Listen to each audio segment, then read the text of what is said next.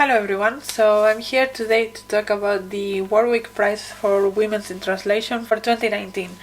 So if you're not aware, I have been reading the Warwick Prize for Women in Translation long lists, and I'm going year by year reviewing all of the books, and this is 2019. So I believe there are 13 books in this list, so it was one of the shorter lists. I have also not read 2 books because they were very difficult to get hold on. They were just not my cup of tea, so I didn't want to spend like ridiculous amounts of money on them. And those are Seasons of the Shadow by Leonora Mirano and Thick of It by Ulrike Almond-Sandig. I believe they are both poetry collections or short stories or stuff like that, which is not my jam in general. And yeah, some of them are like not out of print, but like very difficult to get hold on, and so I decided to skip those 2. But I have read all of the other ones. So the way that I normally do this is I start by the books that I rated the lowest, and I go up until the one that I rated the highest. And in this list, the one that I rated the lowest is Suleika by Guzel Yakina. This is about a Russian woman in, I don't know if it's the 50s, but around that time. And she belongs to like a tribe that was not very high regarded by the USSR. So she is sent to this concentration camp in Siberia. And she is pregnant as well. And so they put them in this train that takes months to go through, and they're always breaking down, and a lot of people died in the trains. And then when they arrive there, like everything is very scarce and the conditions are horrible. And so we just basically follow her in all the struggles. And to me, it felt very emotionally manipulative. So think all these Nazi concentration camp kind of stories that we have seen over and over again in fiction. So this was kind of like that. It was just trying to emotionally cause something and emotionally manipulate people almost, and I just don't like that vibe. And so unfortunately this one didn't work for me. Then the next one I didn't like so much, although it has a 2.5, so it's like average, is Brother in Eyes by Alicia Kopf. And this is about this woman that has a very severe autistic brother, to the point that he cannot do anything by himself because he would get stuck in these loops, and so he might take like 5 hours to get dressed because he's paralyzed by the choice of putting the shirt on, and then does he put the right arm first or the left arm first, and things like that, and he gets into these loops, and so he needs constant attention. And then we have the mother of these 2 people. They are both adults, but the mother of these 2 people, and she's kind of struggling to deal with it all. And we see this from the woman perspective, and she's an artist, and she says that she never felt valued in her family because it was all about her brother and blah blah blah. And I understand I understand that being the sibling of someone that needs so many things can be really shitty, but also honestly she's an adult, and she gets like ridiculously mad for things like her mom said she was going to go to IKEA with her, and then she can't because she has an emergency at work or something. And I'm not saying that the mom is the best person and the best mom ever, but I think she was just trying to do her best with things, and sometimes she got caught up by everything, and then this woman became the list of her priorities because it was the less urgent one, and that sucks. But yeah, I mean, this woman was she was not very understanding. And then there was this whole thing about the book that she started being obsessed with like icy things and icy places, and like the people that found out about the North Pole and like went to the North Pole and stuff like that. And then she's trying to draw parallels between ice and her brother because of the way that mind is a little bit frozen or something.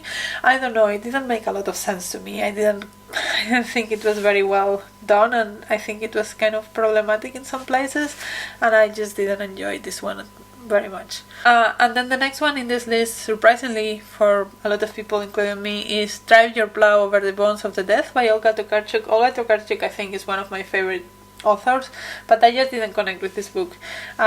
It's supposed to be a mystery, and we have this woman that is not very likable, she's not very trustworthy, and she's kind of finding out what's going on. And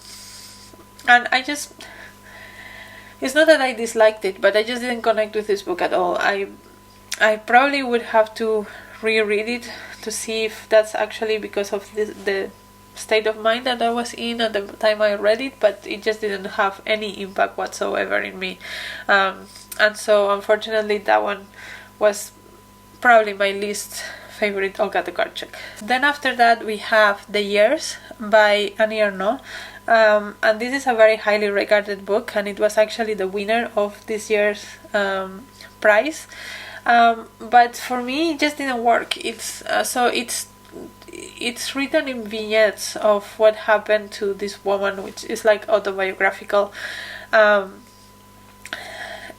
throughout her life, kind of like it follows the years that she's alive up to this point, and it's just vignettes of I don't know, the joke of the moment or the political unrest of the moment or whatever, and it just felt like if you didn't experience the exact time frame in the exact place as this woman, you don't get 80% of what she's saying, and so it just didn't feel relevant for me.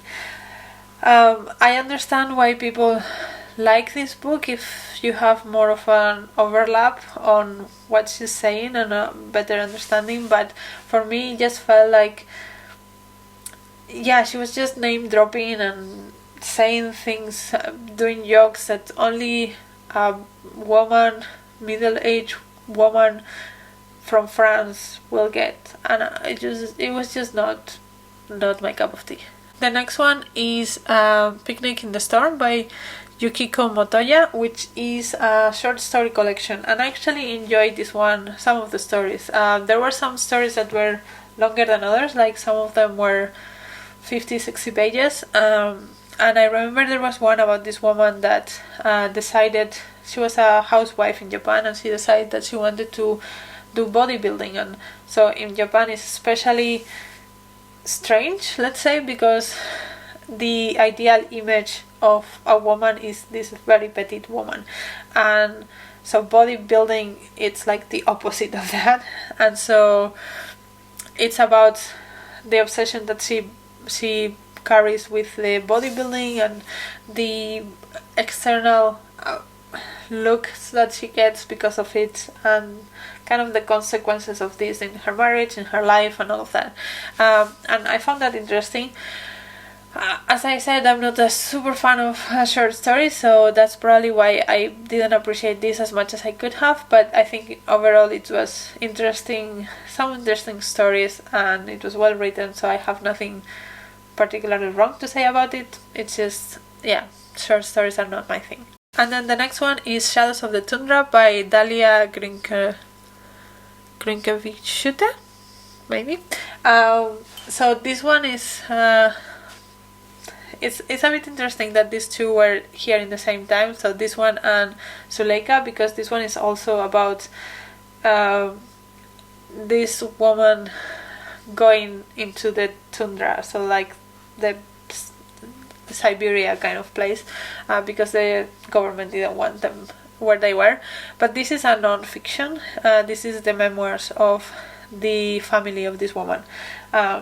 And so it feels a lot more real and a little bit more raw and more relevant, and it also is very matter-of-factly in the way that it tells the story, so I enjoyed that about it. The next one I want to talk about is Negative of a Group Photograph by Azita Ghahreman. and this is a poetry collection from Iran, and it basically focuses in several women, important women for this author, in her life. So it could be her mom, it could be someone famous, and it just kind of tries to highlight the power of women in society, which I think for Iran is quite an interesting thing to do. And I appreciated it. As I said, also poetry, short story collections, things like that are not my forte, but I enjoyed this well enough. The next one I want to talk about is Katalin Street by Magda Szabó, and this is about this group of people. So it's set around the Second World War, and it's basically following a certain amount of people that live together in the street, and we see like the war happening in the background, and like the communist regime and stuff like that, because it's supposed to be in Hungary. So we see that things happen to these characters on the background, but like the political aspects of it are never discussed, and we follow two families that live in the same street. So there was three families that live in the same street. So we have these two sisters with their parents, and then we have this boy that lives with his dad, and then we have this girl that is never explicitly said, but the family is supposed to be Jewish, I think, because at some point they are detained for no reason, and everyone is trying to hide them and stuff. So I understand that they are Jewish, but it's never, as I said, explicitly said. That's why I mean, like, Second World War is kind of the background, but we never explicitly say anything about things. And so basically all of these three girls have a crush on the boy. And we kind of follow them throughout the life and what happens with that, and the crazy ways in which they are able to mess up their lives, and grow resentments and hurt each other even though they love each other. It's very it's very messed up. It's very messed up. Everyone is messed up in this book, and it was interesting to read about, and unsettling because I mean, of course, the bad things happen, people die and stuff, but I think the more unsettling thing is the fact that these people are able to hurt each other so much despite claiming to love each other. So yeah, very interesting. Then the next one is People in the Room by Nora Lange, and this one is it has the vibes of We Have Always Lived in the Castle. It's about this woman that starts looking at her neighbors across the street, and eventually she meets them and they invite her over, and she kind of gets entangled into this family which never, like, it's two sisters and they never go out, they always have these secrets, and they always are like, no, we don't talk about this, we don't talk about that, and you never quite know what happened to them or why are they the way they are, but you definitely know that there is something strange and something creepy going on with them. And it's basically about that. It's about the tension that builds within that family and what happened and why are they the way they are. And yeah, it was interesting. It was fun to read, I think. We are down to the last two. So the next one is Convenience Store Woman by Sayaka Murata, and this is about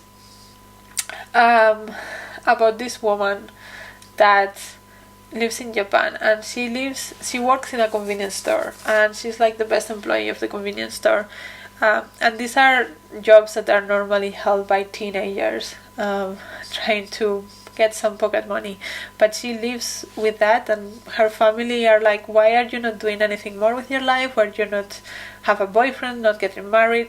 But she loves the predictability of her life, she loves the way that things are simple and easy, and she doesn't want to change, and she doesn't want to just change because society expects her to do other things. And she meets this man that is also very awkward socially, and his family is also pressing him to get married and get a girlfriend and all of that, and so they decide to get married just so that both of their families shut up. And yeah, not a good idea. But yeah, it's basically about the expectations of society on people, and especially on women, and why, and where they come from, and what it's kind of unsettling as well, in the way that they are very weird people, but they are not kind of allowed to be weird, and so that makes things a lot worse. And yeah, it was very interesting, and it's very short as well, so it's very easy to read in a sitting and enjoy the experience, I think. And then my favorite of this whole list, which at least made it to the short list, so I'm happy about that, is Disoriental by Négar Djavadi. And this book is, so it's about a girl from Iran, and her family moves to France when they are relatively young because of the wars in Iran.